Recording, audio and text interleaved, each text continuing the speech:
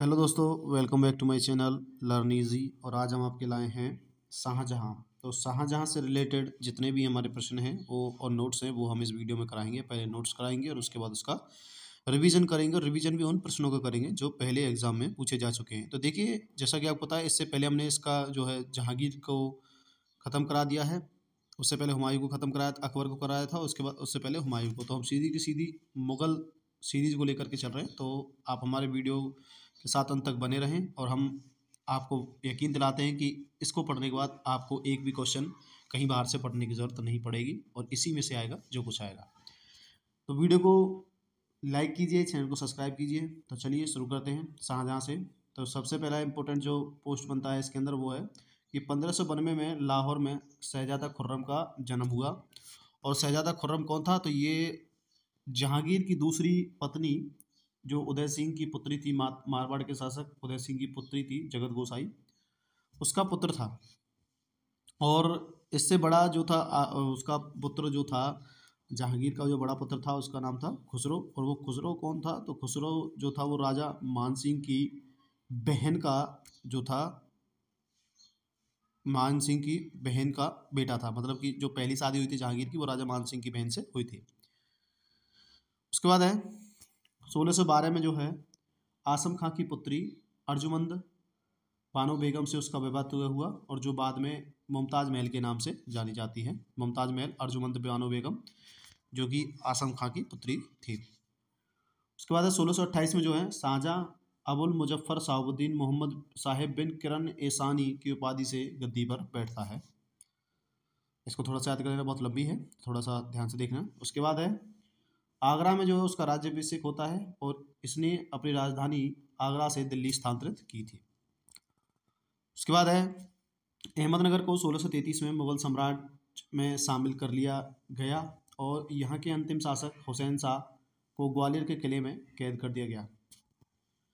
और जो हुसैन शाह था, ग्वालियर का जो अंतिम शासक, ग्वालियर को जब मुगल साम्राज्य में मिला दिया जाता है तो उसको जो है कैद कर दिया जाता है। निजाम शाही सरदार साजी भोसले ने एक बच्चे यानी कि मुर्तजा तृतीय के नाम से मुगलों से संघर्ष जारी रखा, और अंत में 1636 में ईस्वी में मुगलों द्वारा साजी को चुनार के किले में घेर लिया जाता है। और साजी ने जो है बहुत से किले तथा मुर्तजा तृतीय को मुगलों को सौंप दिया, और मुर्तजा तृतीय को भी ग्वालियर के किले में कैद कर लिया गया, तथा शाहजी ने बीजापुर राज्य की सेवा को स्वीकार कर ली। और शाहजहाँ के समय गोलकुंडा और बीजापुर ने मुगलों से संधि कर ली। उसके बाद है शाहजहाँ शासनकाल के दौरान जो औरंगजेब सबसे पहले 1636 से 1640 ईस्वी तक दक्कन का सूबेदार रहा था, तथा 1652 में उसने पुनः इस पद पर आसीन होता है ये, और जिस पर वह उत्तराधिकार के युद्ध में विजय और मुगल बादशाह बने तक रहा। कंधार राज्य ईरान के शाह और मुगलों के बीच संघर्ष का जड़ था, क्योंकि कंधार को अपने हाथों में रखना मुगल शासक तथा ईरान के शाह के लिए प्रतिष्ठा का विषय बन गया था। तो कंधार को अपने अंडर रखना ये मुगलों के लिए मूंछ का सवाल बन गया था, तो इसीलिए कंधार के लिए बहुत युद्ध हुए थे। शाहजहाँ के शासनकाल में 1649 में कंधार पर पुनः ईरानी अधिकार हो जाने के बाद मुगल साम्राज्य को सामरिक महत्व के दृष्टिकोण से बहुत बड़ा धक्का पहुंचा, क्योंकि कंधार के बिना उत्तर पश्चिमी सीमा पर मुगलों की स्थिति अपेक्षाकृत दुर्बल थी। चलिए इंपोर्टेंट की तरफ चलते हैं। तो शाहजहाँ के बल्ख अभियान का उद्देश्य काबुल की सीमा से सटे बल्ख और बदख्शां में एक मित्र शासक को लाना था, ताकि वे ईरान और मुगल साम्राज्य के बीच बफर राज्य ना बन सके। बफर स्टेट मतलब होता है जहाँ पर कि विवाद उत्पन्न होने के बहुत ज़्यादा चांसेस होते हैं। उसके बाद है शाहजहाँ काल को मुगल काल का स्वर्णकाल माना जाता है। शाहजहाँ ने जो है कला, साहित्य और शिक्षा का पर्याप्त विस्तार किया था। उसके बाद इस काल में फारसी भाषा में दो शैलियाँ प्रचलित थी। पहली थी प्रथम भारतीय फारसी तथा दूसरी थी ईरानी फारसी। भारतीय फारसी शैली के विद्वानों में अब्दुल हमीद लाहौरी और मोहम्मद वारिस एवं चंद्रभान ब्राह्मण आदि शामिल थे। तो ये भारतीय फारसी जो थी उसके जो विद्वान थे वो अब्दुल हमीद लाहौरी, मोहम्मद वारिस एवं चंद्रभान जैसे ब्राह्मण भी शामिल थे। और जो ईरानी फारसी थी, ईरानी फारसी शैली ईरानी फारसी शैली के विद्वानों में अमीन बाई, कजवीनी तथा जलालुद्दीन तबातबाई थे। ईरानी पद्य शैली का इस समय में सबसे अधिक बोलबाला था और शाहजहां ने ईरानी फारसी पद्य शैली के कवि सलीम को राजकवि भी नियुक्त किया था। उसके बाद है इंपॉर्टेंट की तरफ चलते हैं। कवींद्राचार्य शाहजहां के आश्रित कवि थे और इनकी भाषा ब्रजभाषा एवं अवधि अनुपम समन्वय की थी। कवींद्र कल्पलता उन्होंने शाहजहां की प्रशस्ति में प्रणीत की थी। जो कवींद्राचार्य ने कवींद्र प्रणेता बनाई थी, वो इसकी प्रशस्ति मतलब प्रशंसा में व्याख्यान करने के लिए, शाहजहां का व्याख्यान करने के लिए बनाई थी। सरस्वती उपाधि धारक यह विद्वान संस्कृत का मर्मज्ञ था। इसने बादशाह से निवेदन कर तीर्थ यात्रा कर समाप्त करवा दिया था। उसके बाद है ताजमहल के निर्माण के लिए शाहजहां ने भारत, ईरान एवं मध्य एशिया से डिजाइनरों, इंजीनियरों एवं वास्तुकारों को एकत्रित किया और ताजमहल की वास्तुकला में भारतीय, ईरानी एवं मध्य एशियाई वास्तुकला को संतुलित समन्वय दिखाई पड़ता है। देखिए इंजीनियर बहुत दूर दूर से बुलाए गए थे ताजमहल को बनाने के लिए। उसके बाद है दिल्ली की जामा मस्जिद। तो दिल्ली की जामा मस्जिद का निर्माण शाहजहां ने ही करवाया था और शाहजहां द्वारा निर्मित इमारतों की कुछ लिस्ट है, जिसमें से देख लेते हैं। पहला था दीवाने आम, दीवाने खास, शीश महल, मोती मस्जिद, खास महल, मुसम्मन बुर्ज, नगीना मस्जिद, जामा मस्जिद, ताजमहल तथा लाल किला प्रमुख हैं। उसके बाद है अकबर के फतेहपुर सीकरी की भांति शाहजहां ने दिल्ली में अपने नाम पर शाहजहानाबाद नामक एक नगर की स्थापना की थी। तो अकबर ने फतेहपुर सीकरी की स्थापना की थी और शाहजहां ने शाहजहानाबाद की स्थापना की थी और वहाँ अनेक सुंदर वैभवपूर्ण भवनों का निर्माण भी कराया था।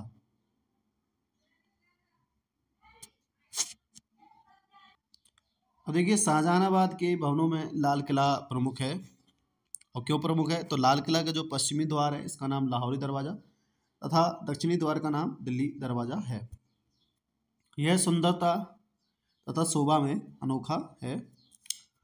अब बात करते हैं उपनिषदों का फारसी अनुवाद शाहजहां के शासनकाल में शहजादे दारा शिकोह ने सिर्र अकबर शीर्षक के तहत किया था। इसमें 52 उपनिषदों का अनुवाद मिलता है और दारा शिकोह को उसकी सहिष्णुता एवं उदारता के लिए लेनपूल ने लघु अकबर की संज्ञा दी थी। तो ध्यान रखना, दारा शिकोह को जो शाहजहां की उदारता के लिए लेनपूल द्वारा इसे लघु अकबर की संज्ञा दी थी। यही नहीं, शाहजहां ने भी दारा को शाह बुलंद इकबाल की उपाधि प्रदान की थी। और मजम उल बहरीन, ये बहुत इंपॉर्टेंट है, मजम उल बहरीन जो है दारा शिकोह की मूल रचना थी। शाहजहां के चारों पुत्रों में ज्येष्ठ दारा शिकोह सर्वाधिक सुशिक्षित था, अध्येता तथा लेखक था। उसने अनेक हिंदू धर्म ग्रंथों का अध्ययन किया था एवं उपनिषदों, योग विशिष्ट, भगवद गीता आदि हिंदू धर्म ग्रंथों का फारसी में अनुवाद किया था। मुगल बादशाह शाहजहां ने बलबल द्वारा प्रारंभ ईरानी दरबारी रिवाज में सिजदा समाप्त कर दिया था। सिजदा और पैवोज जो कि बाबर ने चलाई थी। उसके बाद सिजदा प्रथा का अंत कर दिया था। जमीन बोस प्रथा भी करती थी। सजदा और पैवोज इसी को कहते हैं। जमीन बोस जो प्रथा है वो भी खत्म कर दी थी, यानी कि जमीन पर लेट करके लंबे होकर के दंडवत प्रणाम करना पड़ता था। और डॉक्टर A.L. श्रीवास्तव ने अपनी पुस्तक मुगल कालीन भारत में लिखा है कि शाहजहां का शासनकाल भारत मध्यकालीन इतिहास में स्वर्ण युग के नाम से प्रसिद्ध है। हम शाहजहां के प्रश्नों की तरफ बढ़ते हैं। तो देखिए पहला प्रश्न जो आया था उसमें कुछ हिस्सा दे रखा था और पूछा गया था कि इसमें से छायांकित क्षेत्र किसके शासन को दर्शाता है। तो ये दर्शाता है आपके शाहजहां के साम्राज्य को। ऑप्शन सी इसका राइट आंसर हो जाएगा। उसके बाद है क्वेश्चन नंबर 2, ईरान के शाह और मुगल शासकों के बीच झगड़े की जड़ क्या थी। तो ईरान के शाह और मुगल शासकों के बीच झगड़े की झगड़े की वजह थी कंधार, जो कि मूछ का सवाल बन गया था। नेक्स्ट है कंधार के निकल जाने से मुगल साम्राज्य को एक बहुत बड़ा धक्का पहुंचा था। तो क्योंकि इसका कारण यह था कि जो सांसारिक महत्व के केंद्रों के दृष्टिकोण से जो कंधार था वो बहुत ज़्यादा महत्वपूर्ण था, क्योंकि उसके इंडिया से बाहर ही जाने का रास्ता जो है कंधार से होकर के जाता था। क्वेश्चन नंबर 4 है बनारस एवं इलाहाबाद के तीर्थ यात्रा कर की समाप्ति के लिए किसने मुगल बादशाह के सामने बनारस पंडितों का नेतृत्व किया था। तो देखिए ये वही कवि था, कवींद्राचार्य जी हैं और इन्होंने जो है तीर्थ यात्रा को समाप्त करवाया था शाहजहां से रिक्वेस्ट करके। उसके बाद है शाहजहां के बल्ख अभियान का उद्देश्य था, तो शाहजहां के बल्ख अभियान का उद्देश्य था काबुल की सीमा से सटे बल्ख और बदस खां मित्र शासक को लाना। काबुल की सीमा से जो बल्ख और बदस खां हैं उनमें अपने मित्र शासकों को लाना, जिससे कि उसकी स्थिति काबुल की तरफ जो है थोड़ी सी मजबूत हो सके। क्वेश्चन नंबर 6 है निम्न में से कौन शाहजहां के शासनकाल का राजकवि था? तो कलीम जो था शाहजहां के शासनकाल का राजकवि था। क्वेश्चन नंबर 7 है मुमताज महल का असली नाम क्या था? तो मुमताज महल का असली नाम अर्जुमंद बानो बेगम था। नेक्स्ट है क्वेश्चन नंबर 8 है हिंदू तथा ईरानी वास्तुकला का सर्वप्रथम समन्वय हमें कहाँ देखने को मिलता है? तो ये मिलता है ताजमहल के अंदर। ऑप्शन ए इसका राइट आंसर हो जाएगा। क्वेश्चन नंबर 9 है निम्न में से किस मुगल बादशाह ने दिल्ली की जामा मस्जिद का निर्माण करवाया था? तो शाहजहां ने दिल्ली की जामा मस्जिद का निर्माण करवाया था। क्वेश्चन नंबर 10 है दिल्ली की प्रसिद्ध जामा मस्जिद का निर्माण किसने करवाया था? तो शाहजहां ने। क्वेश्चन रिपीटेड है देखिए, और RAS में पूछे गए हैं, ऐसे भी नहीं है छोटे एग्जाम पूछे गए हों। क्वेश्चन नंबर 11 है निम्न में से किस साम्राज्य की राजधानी आगरा से दिल्ली स्थानांतरित की गई थी? तो ये की थी शाहजहां ने अपनी राजधानी आगरा से दिल्ली स्थानांतरित। नेक्स्ट है आपको कुछ मिलान दे रखे हैं, इसमें से जिसका निर्माण जिसने करवाया उसका मिलान आपको देखना है। चलिए देखते हैं। तो देखिए पहला है अलाई दरवाज़ा दिल्ली, तो अलाई दरवाज़ा दिल्ली का निर्माण अलाउद्दीन खिलजी ने करवाया था। दूसरा है बुलंद दरवाज़ा फतेहपुर सीकरी, तो बुलंद दरवाज़ा फतेहपुर सीकरी का निर्माण जो है अकबर ने करवाया था। उसके बाद है मोती मस्जिद आगरा, तो मोती मस्जिद आगरा का निर्माण जो है वो शाहजहां ने करवाया था। और उसके बाद है मोती मस्जिद दिल्ली, और मोती मस्जिद दिल्ली का निर्माण जो है औरंगजेब ने करवाया था। तो A1 B2 C3 D4 इसका आंसर राइट हो जाएगा। उसके बाद है क्वेश्चन नंबर 13 दिल्ली में लाल किले का निर्माण किसने कराया था? दिल्ली में लाल किले का निर्माण जो है शाहजहां ने करवाया था। क्वेश्चन नंबर 14 है लाल किले के निर्माण का श्रेय का अधिकारी कौन है? तो लाल किले के निर्माण का जो श्रेय है वो शाहजहां को जाता है। देखिए हम जो ये प्रश्न करा रहे हैं इसके बाद आपको प्रश्न करने की कहीं और से जरूरत है नहीं, किसी और टॉपिक की तरफ जाने की जरूरत है नहीं। आपका शाहजहां के जितने भी टॉपिक है प्रश्न है वो इसी में खत्म हो जाएंगे। नेक्स्ट है उपनिषदों का फारसी अनुवाद किस मुगल सम्राट के शासनकाल में हुआ था? तो उपनिषदों का फारसी अनुवाद जो है शाहजहां के शासनकाल में हुआ था। नेक्स्ट क्वेश्चन है इनमें से किस शाहजहां ने शाह बुलंद इकबाल की पदवी ली थी? तो जो है दारा शिकोह ने शाह बुलंद इकबाल की पदवी ली थी। नेक्स्ट है दारा शिकोह ने किस शीर्षक के अंतर्गत उपनिषदों का फारसी में अनुवाद किया था? तो ये था सिर्र अकबर के नाम से उसने सारे उपनिषदों का फारसी में अनुवाद किया था। उसके बाद है सिर्र अकबर के लेखक कौन थे? तो आपको पता है सिर्र अकबर के लेखक दारा शिकोह था, वो बहुत विद्वान और पढ़ा लिखा लेखक था। नेक्स्ट है अधोलिखित में से कौन एक दारा शिकोह की रचना है? तो अधोलिखित में से जो है मज्जमुन बहन ये दारा शिकोह की रचना है। नेक्स्ट क्वेश्चन है क्वेश्चन नंबर 20 दारा शिकोह किस स्थान पर दफनाया गया? तो दारा शिकोह को जो है दिल्ली में दफनाया गया था। और जो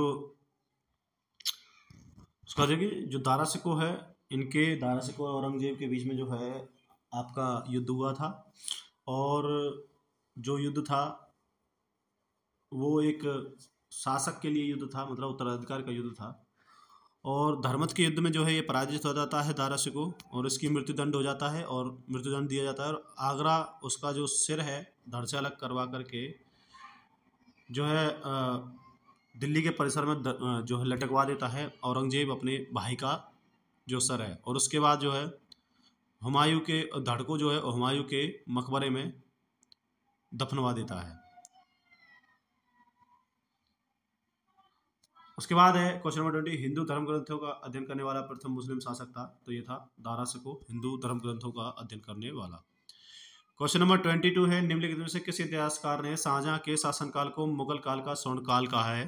तो ये कहा है A.L. श्रीवास्तव ने मुगल काल को शाहजहां काल को मुगल काल का स्वर्ण काल कहा है। क्वेश्चन नंबर 23 की तरफ चलते हैं। सुप्रसिद्ध कोहिनूर हीरा शाहजहां ने को किसने उपहार में दिया था? तो शाहजहां को जो कोहिनूर हीरा है वो मीर जुमला ने उपहार में दिया था। उसके बाद है क्वेश्चन नंबर 24 किस मुगल बादशाह ने बलबन द्वारा प्रारंभ किया गया दरबारी रिवाज सिजदा और पैबोस समाप्त किया था? तो ये भी शाहजहां ने सिजदा और पैबोस को जो है समाप्त कर दिया था। क्वेश्चन नंबर 25 और अंतिम क्वेश्चन है कि निम्न में से कौन शाहजहां के शासनकाल में अधिकांश समय तक दक्कन का गवर्नर रहा था? तो ये तो रहा था आपका औरंगजेब दक्कन का गवर्नर। और अब इसके बाद जो है शाहजहां काल खत्म हो गया, उसके बाद आएगा आपका औरंगजेब काल। अब इससे औरंगजेब काल से जितने भी हमारे क्वेश्चंस बनते हैं उन सभी को हम आपको कराएंगे।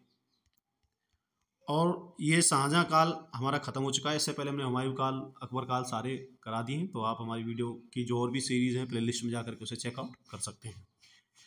तो फिलहाल वीडियो बताइए, वीडियो को देखिए, धन्यवाद। वीडियो अच्छी लगी तो वीडियो को लाइक करें और चैनल को सब्सक्राइब करें। Thank you.